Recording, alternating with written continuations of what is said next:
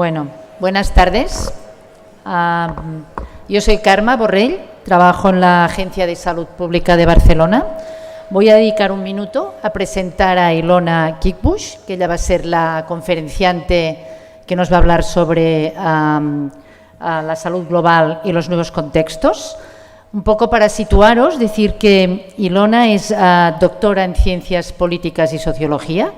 Hizo el doctorado en Alemania, ella es alemana. Es una persona experta en salud global, salud pública, salud en todas las políticas. Ella ha trabajado tanto para la Organización Mundial de la Salud como para la Universidad de Yale. Actualmente ella es la directora del Centro de Salud Global del Instituto de Estudios Internacionales en Ginebra. No sé si la podéis buscar en Internet, tiene cantidad de libros, publicaciones científicas alrededor de los temas que vamos a hablar. De hecho, en el Máster de Salud Pública de Barcelona hemos utilizado mucho en una asignatura que damos que se llama Organización de la Salud Pública, un libro que tiene que se titula Gobernando para la Salud en el siglo XXI, que muestra cómo la gobernanza de la salud tiene que cambiar en el mundo global en que vivimos. De hecho, el Comité Científico, cuando nos planteamos el lema del Congreso y decidimos que tendría que ser la epidemiología en un contexto global, era, tal como ella va a explicar, porque nos dábamos cuenta que la salud sobrepasaba, evidentemente, las naciones, sobrepasaba los países y que para entender la salud mundial debíamos entender cómo estos movimientos globales, generales, de capitales, de flujos, de medio ambiente, de cambio climático, cómo todos estos aspectos sobrepasaban las dimensiones de un solo país y la única manera de entenderlo es haciendo un análisis global, que es lo que ella va a intentar hacer ahora.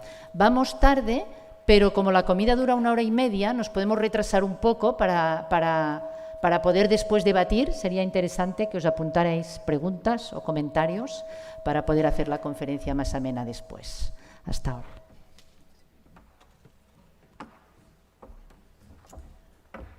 Buen día, buenas tardes. I'm delighted to be here in Lisbon and in Portugal, one of the countries that was one of the first global countries, one of the countries that set us on the path that we are in now. And that path and that dynamics is becoming ever more rapid.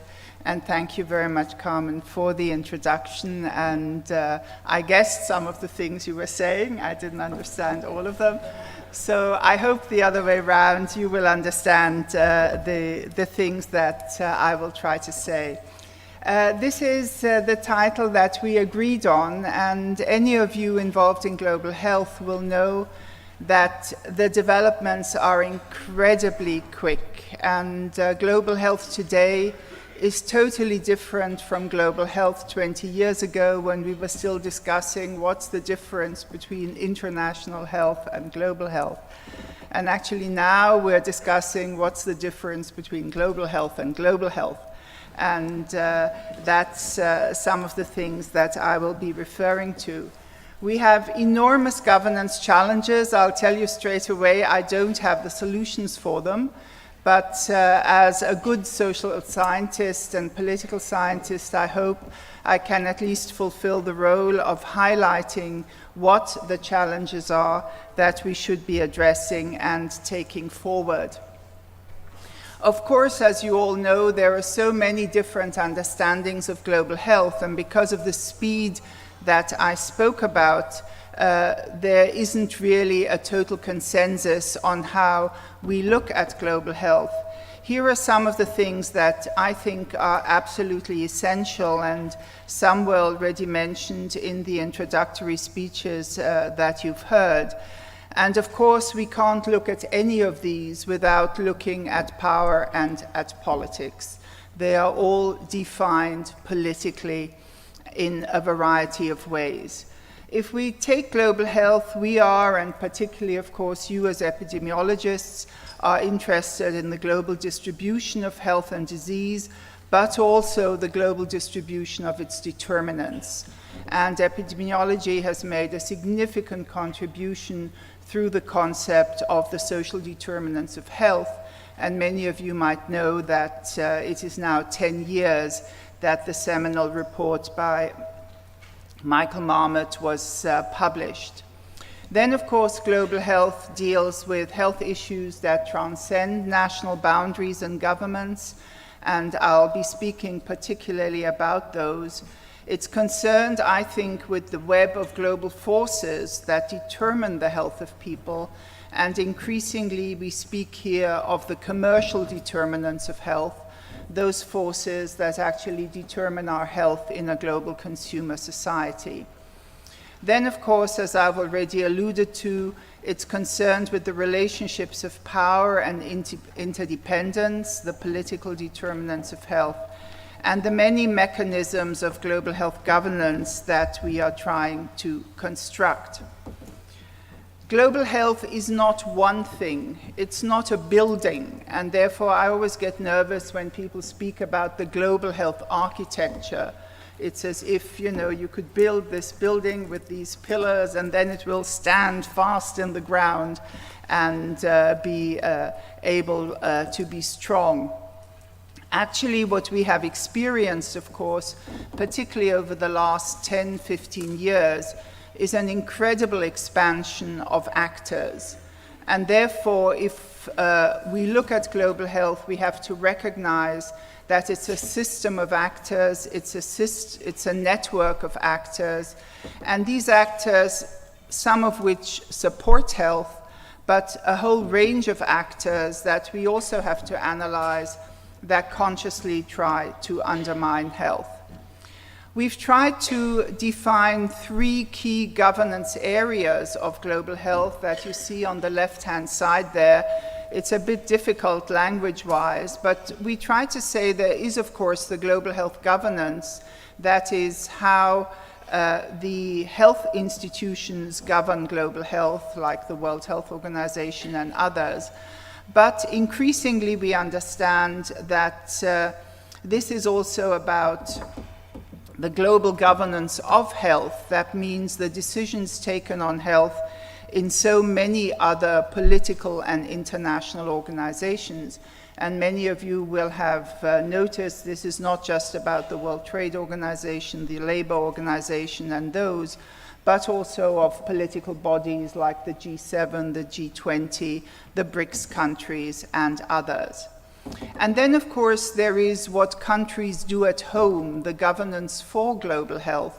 That is, anything that goes into these institutions and these political bodies is, of course, decided and negotiated back home, and that's why we frequently say good global health begins at home. It's not sufficient to be active on the global scene. One also has to influence the politics back home. So one of the big challenges is how we will govern networks. How do we govern these networks? What are their ethics? What are their rules? And we have not advanced quite as far here as we would like. For me, a very obvious example was that the World Health Organization is engaged in a strong fight on the non-communicable diseases, and at the same time, a major other health organization, the Global Fund, does a big contract with Heineken, a global beer company that is known for its negative impacts, particularly in Africa. So we need to find mechanisms not only to coordinate these networks, but to ensure that they work to a common set of rules as regards health. And a new initiative has started, the SDG 3 Action Plan. It was proposed by the German Chancellor Merkel, the Prime Minister of Norway, and the President of Ghana, calling on all the health organizations to actually come together to find rules for how they will jointly govern global health and jointly report on it. So we need to get an understanding how we govern networks. We also, and this seems to me to be particularly important, we need to understand how to govern global flows.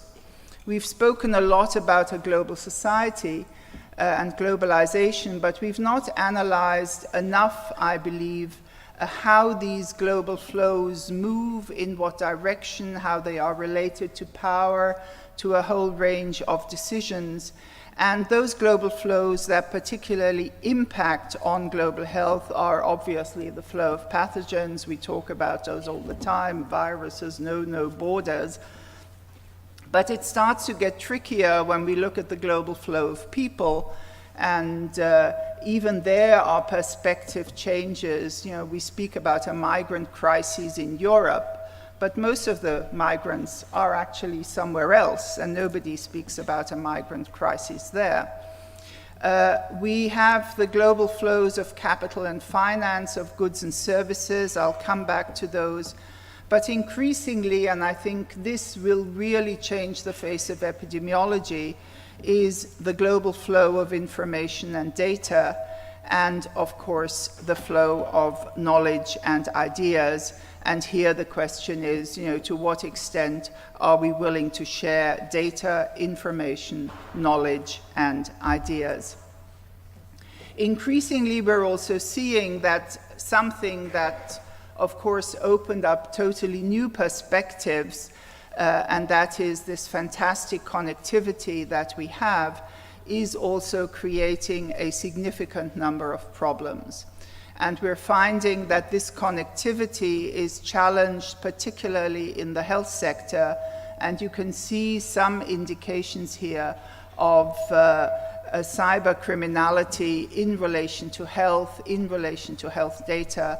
And there is a very strong understanding now that probably we will need a global international agreement that actually responds to this need to govern connectivity, and a lot of things are linked to that, privacy, health data, and of course, as always, significant amounts of money. There are also new dimensions of governing connectivity, and one of the new approaches that we see is an approach that doesn't define clearly, as we used to in our Western thinking, between multilateral work and bilateral work, but actually an approach to global action that is defined by connectivity. If you talk to Chinese political scientists and foreign relations specialists, they say our concept is connectivity. And that is what they invest in. They invest in roads, they invest in data highways, they invest in trains, they build airports, and this is a different approach that is also linked to different forms of financing and lending, and doesn't appear in our global health financing mechanisms and OECD, DAC analyses, etc. And this kind of governing connectivity will be a geopolitical form of decision-making that is significantly going to influence how global health is delivered on the ground. And finally, in this context, we need to understand better how to govern what is called wicked problems. Our data on allowing us in a better way to actually understand this very complicated, dense web of causes and of effects. And just for the fun of it, I've put there one of those graphs that show you the many dimensions of obesity and the many areas where one would actually have to act and intervene in order to be able to address the obesity pandemic. And therefore, again, it will be incredibly important how a new type of epidemiology helps us put order into this system, helps advise us on where the priority interventions should be. Because, as you know from the political debate, on the one hand, we in public health say it's more complicated, we need, you know, all these interventions. On the other hand, then it's interesting when industry comes along, when somebody has suggested a sugar tax, for example, and says, it's all more complicated, a sugar tax alone is not going to solve this, therefore we shouldn't do it. Therefore, what are really the key hubs of intervention in such a very complex system in relation to a wicked problem? And one could take anything. One could take climate change and health, one could take antimicrobial resistance, etc. So we are really looking as social scientists also in relation to both the social epidemiology but also to epidemiology as a whole, to help us understand that the webs of causes and therefore give indications of where we should be intervening. Of course, governing global problems also always means you need to be well prepared to govern the local manifestation. And this, of course, is nothing very new. This here is cholera. We're dealing with cholera right now in Yemen and other places. Finally, it's back on the global agenda. This, of course, is Jon Snow's Broad Street pump, and the fact that something that came from far away has its manifestation incredibly locally. And this is also something that is so important for our political debate when we need to convince people that it is worthwhile to invest globally.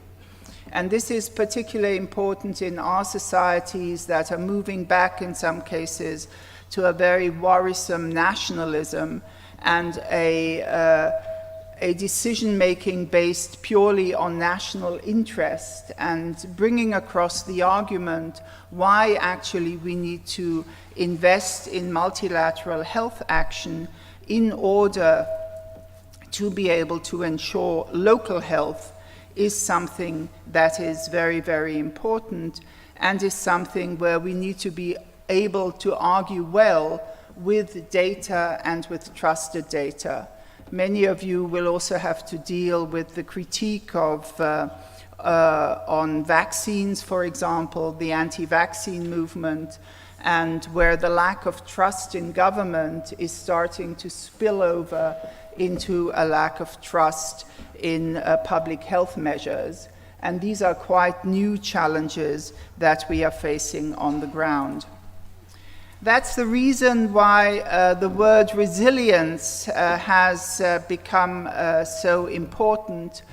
And this notion of resilience in relationship also to coping with the global flows is, of course, on the one hand, to have a system that is flexible enough to be prepared to respond to new challenges, but also then to recover, to adapt, and to create new solutions. And you will find that in the global governance debate, the notion of resilience is becoming more and more important as a guideline for how we should actually be doing politics. And in relation to that resilience, of course, a lot of social and financial politics becomes incredibly important. Margaret Chan, in the aftermath of the global financial crisis, said health had no say in the policies that led to the financial crisis or made climate change inevitable, but the health sector will bear the brunt of the consequences. And at the same time, the financial crisis, of course, in a number of countries, actually cut the very system that was trying to deal with the consequences.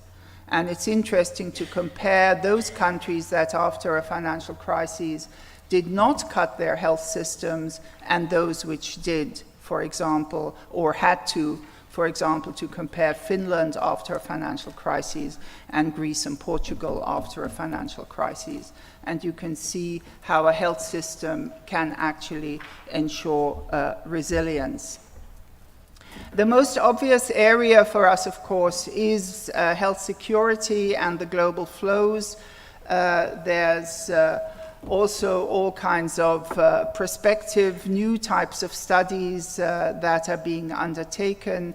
Here you can see the estimated number of people residing within 2 hours travel time of destination airport, and to try and understand, where do we need to be prepared should there be an outbreak like here of a flu in China.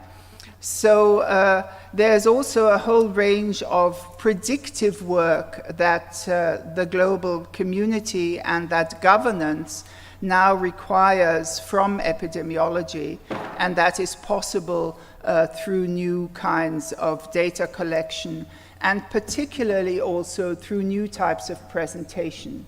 Many of you are working with totally new types of dynamic and visual presentation of data, of flows, of changes, and this is incredibly important both for the understanding of politicians and for the understanding of people. So if we were to look at the resilience that's then related to it, we obviously need within a country the political will, we need the global rules like the international health regulations, we need the network governance like the GORN, the network of experts that help straight away, we need the local preparedness, the intersectoral response, and increasingly people are saying that we need to do simulations continuously to be prepared, and of course something that's always neglected, a health literate population, the social, the cultural dimensions of any such outbreak. So we need to rethink boundaries, and that will also be important in how we present data and how we try and make political decision makers committed to act beyond borders. In sociology, we speak about methodological nationalism. That is, we reduce our analytical composite to the boundaries of the nation state. But actually, health works differently. If you just look at the Ebola outbreak, where people live on both sides of a border, a purely national response will not be available. And so people are much more speaking of landscapes, of spaces, and are trying to rethink how we try and understand boundaries in terms of geography. But of course, in relation to the Sustainable Development Goals, and I sort of guessed and heard from some of the speeches, the need for intersectoral work and health in all policies, we need to rethink boundaries also between disciplines, and we need to rethink boundaries between policy sectors. And that becomes even clearer if you look at this picture, and in the end it's a picture you could create for any global health problem. How is the network and how do I govern it? This is the SDGs and their targets shown as a network. And the minute you do this in terms of policy response, you start to get an understanding where the intervention hubs are. Where do I do something in order to have the largest effect? And therefore, what this kind of thinking brings to our policy is a much more dynamic understanding of policy. It's not just here is a cause, here is an effect, and therefore here I intervene, but I intervene here, and with that I create a dynamics of effects that in turn create a dynamics of effects. And we as political scientists would also say, beware the unintended consequences as far as you can. So also it brings with it a different model of intervention. And therefore, having prospective data, having calculations that show you different options of what could happen, having scenarios, becomes more and more important as we have to intervene with wicked problems. 3 other issues. There's a big discussion now around universal health coverage. Again, that discussion is caught up in methodological nationalism. We only look at national health services. We do not speak about the people in that respective country that are not citizens, how they access the system. We don't look at major refugee camps that are cities in their own right, bigger than some countries, and try and understand what an institutional UHC system would be there. And we have not internationally, despite a whole range of migrant conventions, been able to really understand how we assign responsibility and how we do not leave countries alone. And your countries are experiencing this. Spain, I understand now, has more refugees than Italy. And it needs responses, and it needs responses based on the systems, on human rights, on a whole range of factors, and the need to pull along one's own population. A similar issue where we've, in a way, gone wrong is around poverty. Again, we've been methodologically nationalist, and we've compared countries. Which countries are poor? Today, the largest number of poor people live in middle-income economies, and we have no international mechanism to actually support these people. You will know that major global funders, be it the Global Fund or others, have moved out because of the average income in these countries. But the fact that there are major pockets, even regions of poverty, is something that is not part of our global health system and does not really help us in terms of a health financing model that is, you have the financial flows here, that is more or less structured around diseases and not around flows. We have in our institute tried to define what are big contextual disruptions that will be changing global health, and you can see 10 of them here.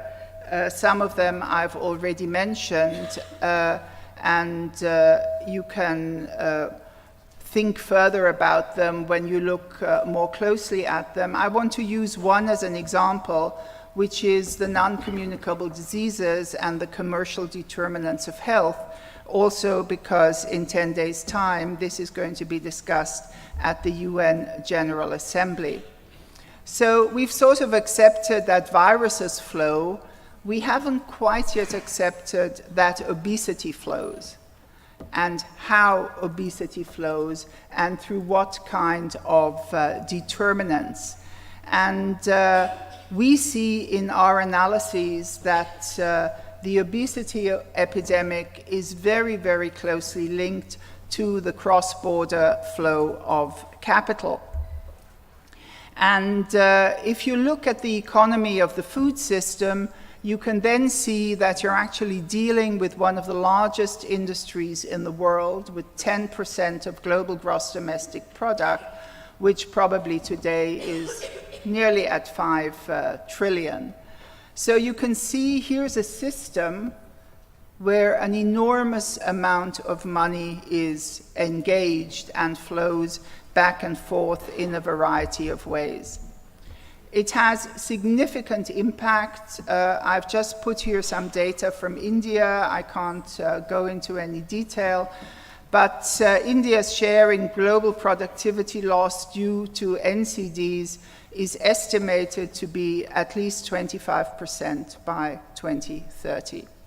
So you can see what an enormous amount of health and economic impact this economic dimension has, which is reinforced by another enormous social shift, and that is in the middle income economies, the growth of a middle class.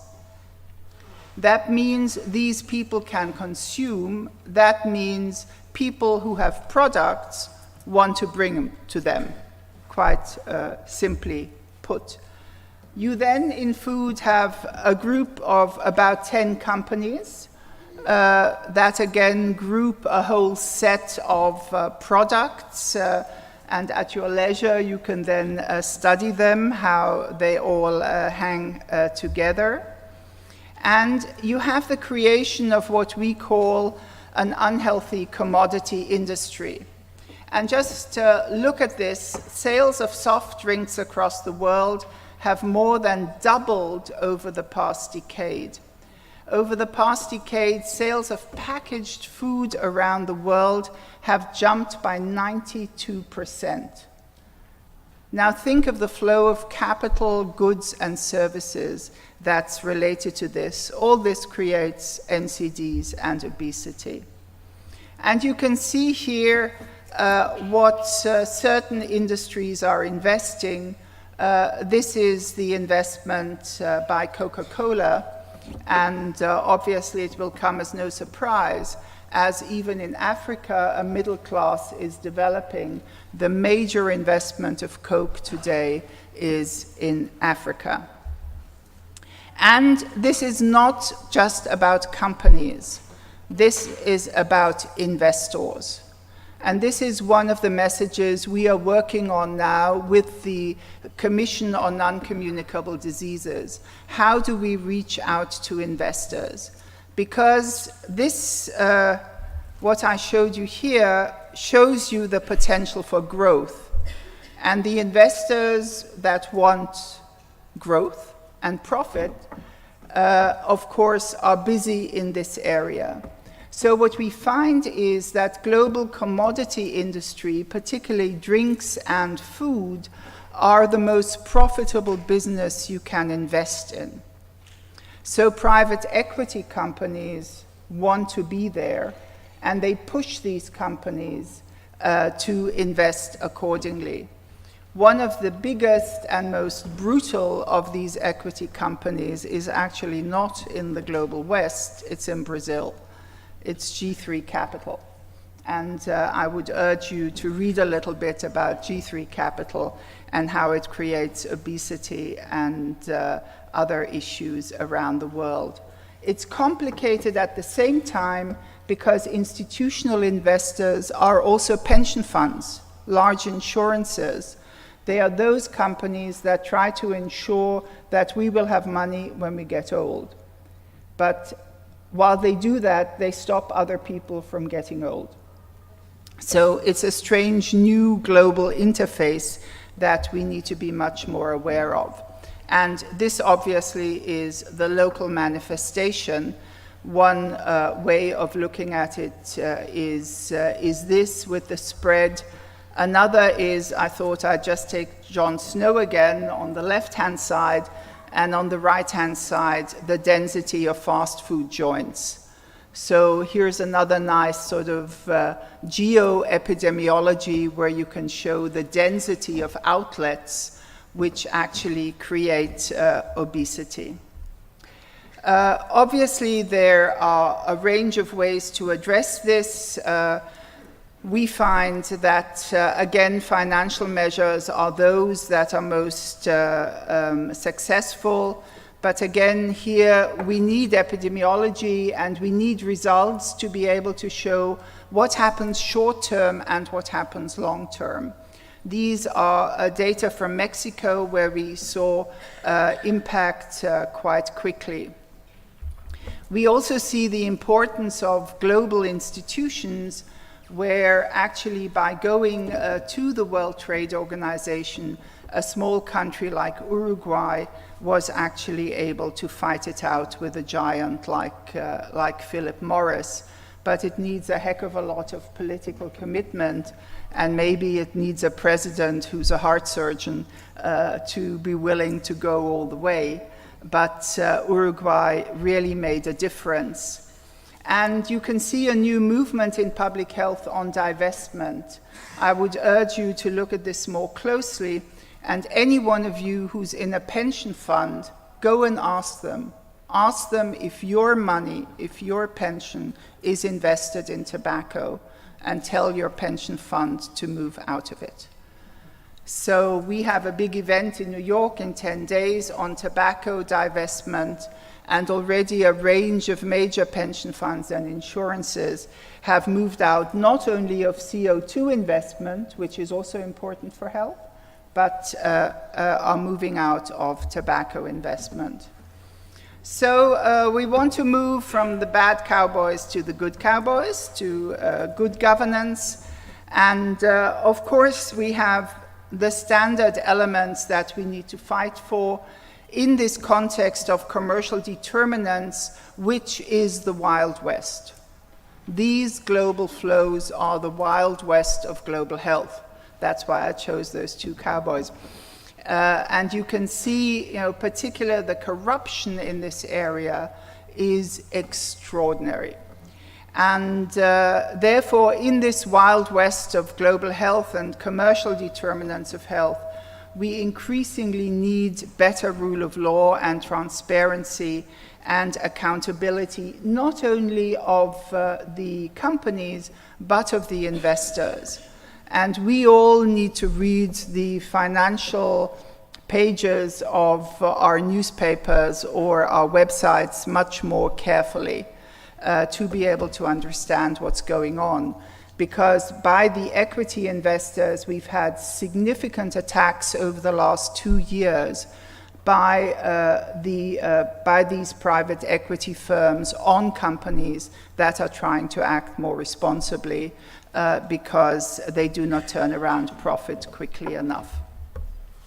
So to end, I would like to highlight in relation to this new world of global health that we need to have a much better understanding of how to govern flows and their determinants in order to address this global Wild West. We need to analyze much more clearly the political, economic, social, and commercial determinants. We need to get a much better understanding how to govern connectivity and networks, and therefore be able to map investments and respond. And we need to increase the use of new financial instruments. And I'd like to end with the sentence that the Director General of the World Health Organization, Dr. Tedros, always puts forward when he says, in order to move global health forward, in order to address global health in a new way, we need to understand that health is not just a technical issue, but truly is a political choice. Thank you very much.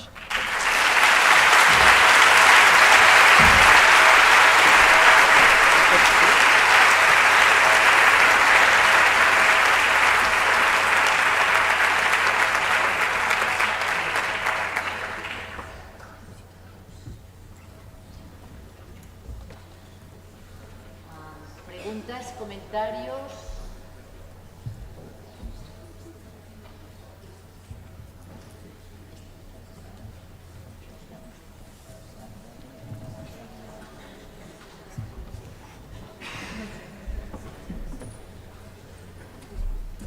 Por allí, Javier Segura. En inglés, Javier. Thank you very much for your very inspiring presentation. My question is very short. In this Wild West scenario, what is your opinion about the role of international organizations that it's nowadays called philanthrocapitalism, like the Bill and Melinda Gates Foundation, that has an increasing role in global health? Especially as you show, the good cowboy should work in transparency. And so regarding transparency, this organization is an example of this good cowboy, in this Wild West. Well, yes and no. I mean, in one way, we're reasonably lucky that it's a foundation really run by experts, and many excellent global health experts work for the Bill and Melinda Gates Foundation. But in terms of the governance of networks, I don't think we're there, because through its per se, no matter how well-meaning and how excellent it is, through its money, through its wealth, it defines the global health agenda. And part of the reason we have had such a vertical global health agenda is also due to the Bill and Melinda Gates Foundation, because that's where they put their money. And it's only now that they are starting to speak of health systems, they're speaking about investing in what they call frontline services and primary health care. So in terms of this, governing the networks, having rules for the networks and ethics for the networks is absolutely critical. And therefore, in terms of this SDG action plan that is in preparation, some of these rules will need to be discussed, and not only for the organizations themselves, but for their funders, because also if you go on the WHO website, there is very well described right now where WHO gets its money. And because of the Bill and Melinda Gates Foundation's investment in polio eradication, it's actually the largest funder of the World Health Organization. It's not 100% true in terms of influence, because most of that money is in polio. But again, it has set the polio agenda. And the next thing is, let's eradicate malaria.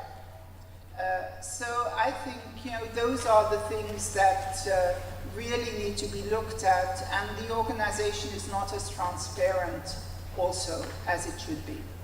And there should be rules of transparency, which, by the way, also applies for the Global Fund, etc. Actually, the World Health Organization of these organizations is the most transparent. And therefore, there's still a lot to do in terms of network governance.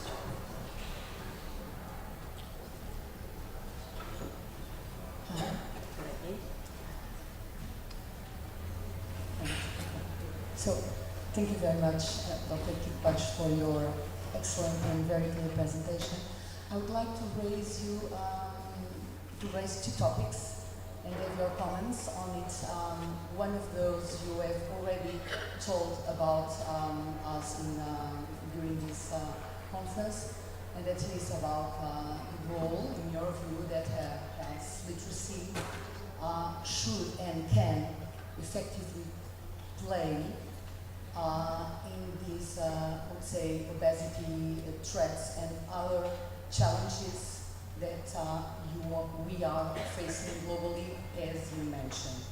And the second topic, I think we did good referring on it, at least I didn't hear, I was not completely attentive, but it's regarding some political discussions that are coming more and more, are coming up in our countries, mainly in Europe, as far as I know, and it is regarding what we are investing, or the low investment that some countries are, doing of their own GDP in preventing ill health problems, comparing with the investment that we still are, doing and maintaining in the delivery of healthcare. Thank you very much.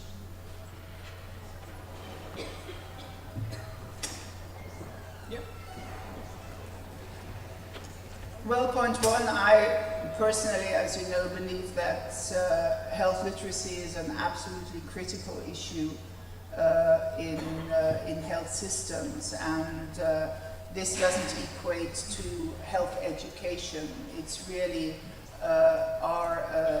the users, the patients, in the end, those who finance the health system Are they actually able to understand the health system? Do they have a voice in the health system? Do they have rights in the health system? And we find that it's absolutely extraordinary that in societies where between 10 and 15% of the national budget goes into health, and, well, into health care, I should say, that 2/3 of the population don't understand the system and don't know how to use it. And we feel very strongly that, you know, people actually have a right to health literacy. And this is something that has to be explored to much greater length. And as you know, there are some European health literacy comparisons, but this is also moving as an issue to other countries. And we've seen in the Ebola outbreak how important that health literacy dimension is.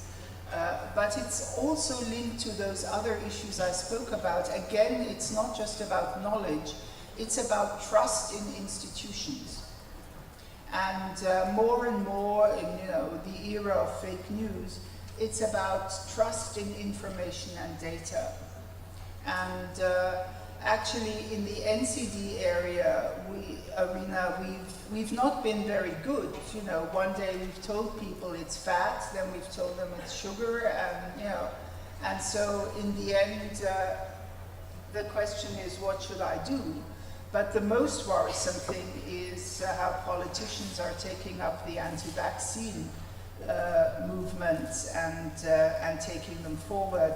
So that also means that epidemiologists maybe, but also other public health professionals need to be out there much more, debating with society. You know, I live in Switzerland. The Swiss vote on their health system. You know, they have a popular referendum on it. Scares the hell out of some people. And they actually voted on what's called the Epidemiengesetz, which was about surveillance, vaccination, etc., etc. And it was an enormous, very difficult societal debate about health and what it means. That's how you establish trust in society. And I think, you know, that interface is important. I didn't quite understand your other question, whether it was about how do we invest at home and how do we invest abroad, or was it how do we invest in health systems and social determinants? Prevention. I think it's more the second one, just to have. Yeah. We have frequent discussions at the politics level. Yeah. On about what we are, you know, investing from our GDP at the nation level, Yeah.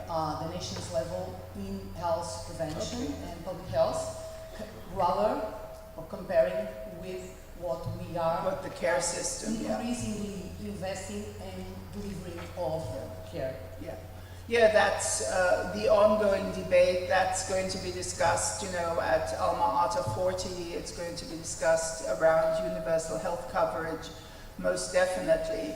And of course, as we all know, the best prevention is good schools, is less inequality. I mean, that's why I highlighted the social determinants of health. So much has been written and talked about them, but those are the political choices. And there is a group of countries that keeps making that political choice, others that don't make it, and others that are forced not to make it.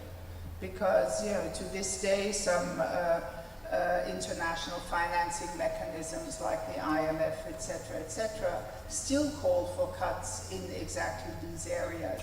And therefore it's interesting to see how the World Bank with Jim Kim is starting to try and counterbalance that by saying we need to invest in human capital, and then it means investing in schools, in prevention, in public health. But the money is in health services. It's, I had one of the figures up there. It's again, like the nutrition, like the food industry, we have depending how you count it, about 10% of the global economy is related to health. And there's enormous amounts of capital flows that we need to analyze and that we need to better understand. And of course, because of that, the pressure to establish privatized health systems is also very, very strong.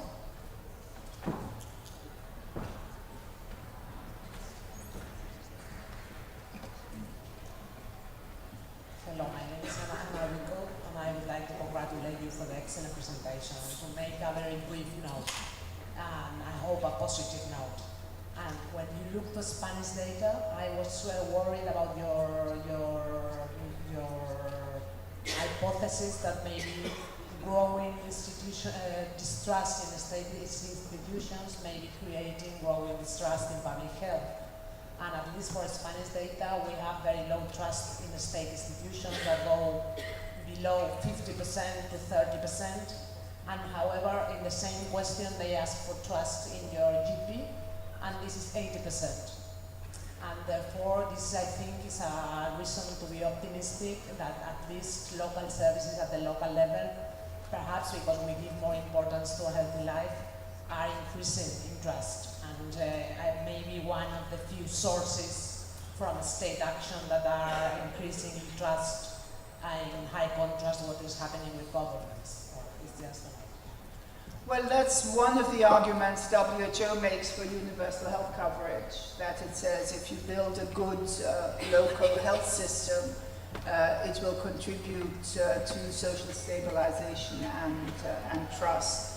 And I'm glad you raised this because, you know, it goes in both directions. And therefore, I believe having these kind of data is absolutely critical. I'm not sure if trust in the GP is sufficient because, you know, it's also, particularly if you look at the vaccine thing, it's also about trust in public health institutions, and they are, again, much closer to the state per se. But I believe, you know, it's those kind of things and the understanding of the general public that we need to have much more research on and a much better understanding on, and to really see the relationship between participation, democracy, trust, and health. Funnily enough, you know, if you look at a number of the populist movements around Europe, it's interesting that practically all of them have money from the tobacco industry. Now, we can speculate why this is the case, but I think, you know, it's those kind of interfaces where health establishes trust, where movements that actually try to weaken the state, try to weaken that trust through very conscious strategies, and we all need to be much more prepared and much more aware of it. Thank you.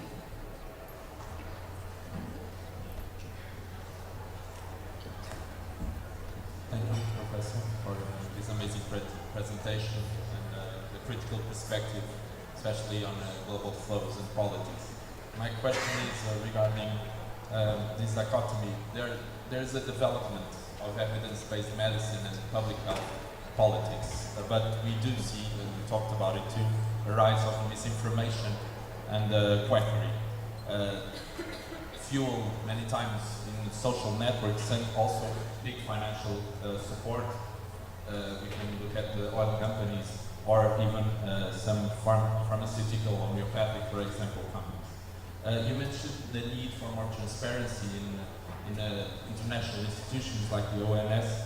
What should be done to organize a global response to this quackery challenge that threatens health all around the globe? Thank you. Well, first of all, obviously it has to be addressed, and it has to be addressed by credible institutions. And we have seen for a certain amount of time that also the credibility, sorry, I can't see you, the credibility of some of these global institutions was harmed. for a number of reasons, last not least the Ebola crisis. But I think since trust, for example, in the WHO is being re-established, also new kinds of and more controversial issues can and must be picked up.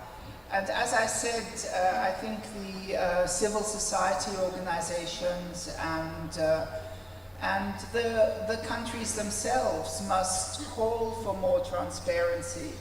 And even just, what I mentioned earlier, that WHO now has its major financial flows on a website. That was unthinkable 10 years ago. And there needs to be a clear set of rules for all organizations to have to do that, and to be answerable to a global public and to civil society. I think it's very interesting that because civil society does not sit in the governance of the WHO, it is very critical and pushy from the outside, sometimes even a little bit unfair, but that doesn't matter. You've got to push, you've got to make sure an organization is accountable. I think, similar accountability should be asked from the member states who make decisions in the World Health Organization. They take decisions, they do not follow them up in a whole number of ways. But as I indicated, the new organizations that were created about 20 years ago do not have that level of transparency, and this is something that we definitely need to create. And the more there can be a public debate, social media can help with this as well. WHO has moved into a big social media strategy, for example. Then I hope we can move forward some steps. And as you say, particularly in those areas with the commercial determinants where there's lots of money, I mean, just think of the vitamin pill industry, which is one of the most useless products on the market. I think a lot remains to be done. In our part of the world, though, I might add, the European Union could do a heck of a lot more in this area, and I would hope that some of the presidencies are willing to take this up.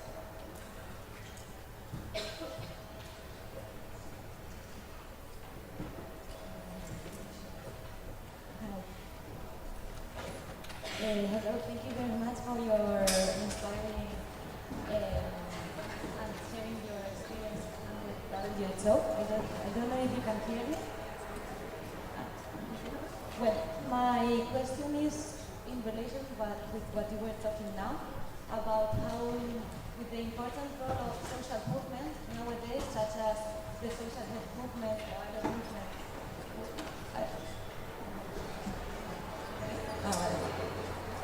Can you hear me now? Yes? Well, my question is dealing with the increasing role of social health movements, such as people health movements, in assuring the right to health. What is your point of view in not only the role in strengthening health systems, but also the role in this governance network in being the good cowboy, in the sense of not only assuring community participation, but also accountability and other factors which are already dealing with and being developed in their organizations. So what is your point of view of their role in this network governance? Well, as I said, I think civil society movements in health are incredibly important, and the People's Health Movement has played a very important role also with the Global Health Watch and the Alternative World Health Report, etc. So those are very, very important voices, and they are political voices. And that is also so important that there is truly a political debate, because in terms of our health debate, there are of course positions that people take. How do I consider the role of the state? what do I consider as the role of the commercial sector, and we can see clearly that in the World Health Assembly, member states group in these different categories. You have the Nordic welfare states here, you have the United States over there, you have Brazil over here. So there is clear ideological positions also that have to be fought out. And I think particularly the public health, the people's health movement, by taking a clear also ideological political position, plays a very, very important role, because through doing that it forces others to take position.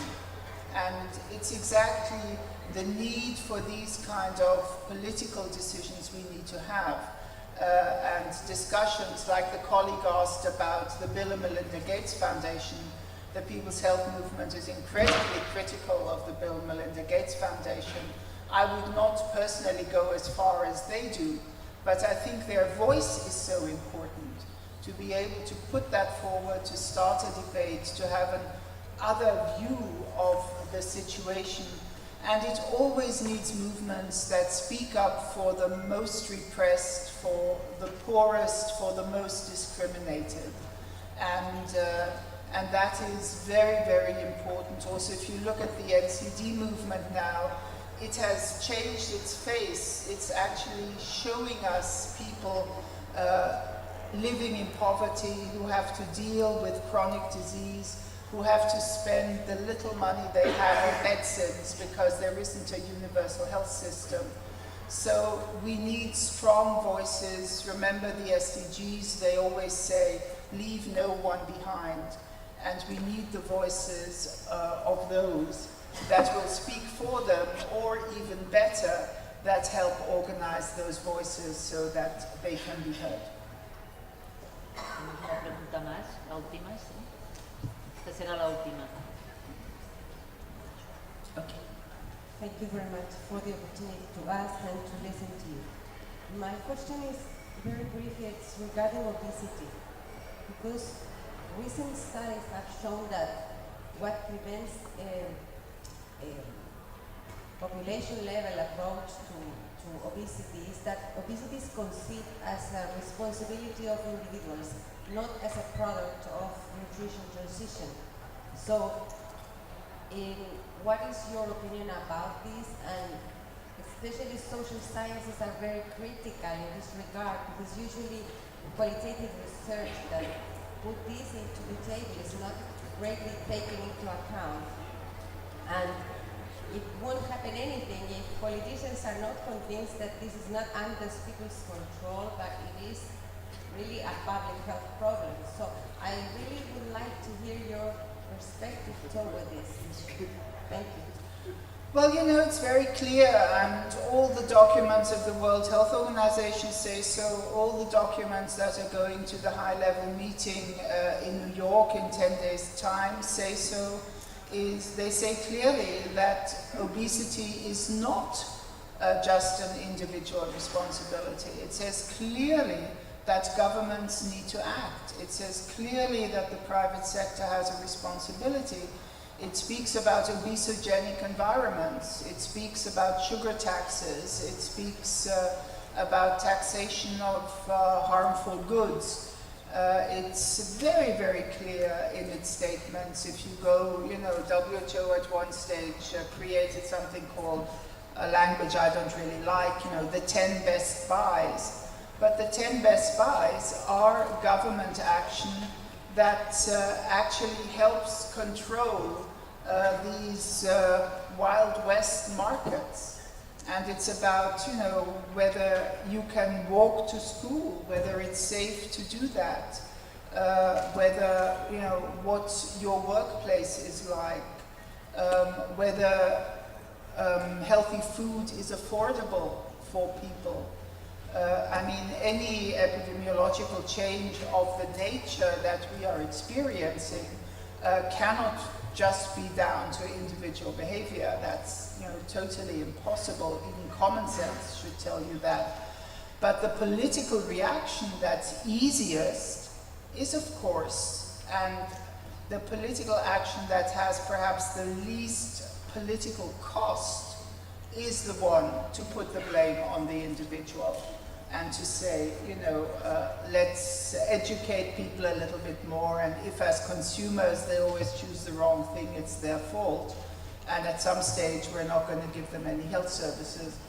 So, so that's where it also needs the public health community to really continuously speak out. But you can see that a whole number of countries are taking this kind of approach to the obesity epidemic and not the blaming the victim approach. We'll still need much more to be done, but I would say the international consensus at least, and we'll see what the countries agree to in New York, and definitely the WHO recommendation goes in that direction. And the Director General has spoken out very, very clearly. I'm in the NCD Commission. We had a fight with the United States because they didn't want to accept a recommendation on sugar tax. And the Director General of WHO spoke out for the sugar tax.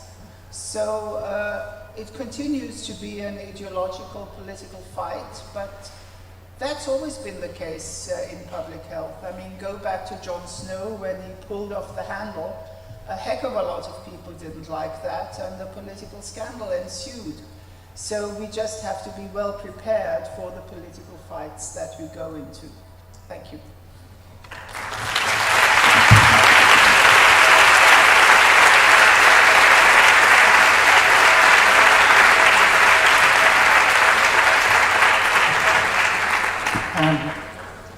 Si os parece, ahora lo dejamos. Solo quería decir dos cositas relacionadas con la presentación, ¿no? Que Ilona nos ha insistido mucho de la importancia de la salud global, de las transacciones, de los flujos, de los intereses, de los poderes que hay a nivel mundial, los cuales están influyendo la salud de la población. Y ha insistido también bastante sobre la importancia de las organizaciones, cómo las organizaciones rinden cuentas, se hacen más transparentes, entre ellas la Organización Mundial de la Salud, que ha avanzado pero tiene que avanzar más, rinden cuentas para explicarnos cómo están trabajando en este objetivo, y también la importancia, evidentemente, del contexto, de quitar la responsabilidad individual de las personas e insistir en la importancia del contexto, con lo cual la política es clave para poder avanzar en la salud pública. De hecho, ya se sabe, se ha dicho muchísimas veces, salud pública y política tienen que ir de la mano para poder avanzar. Pues ahora es el momento de comer. Creo que tenemos hasta las 3 y muchas gracias a Ilona. Thank you.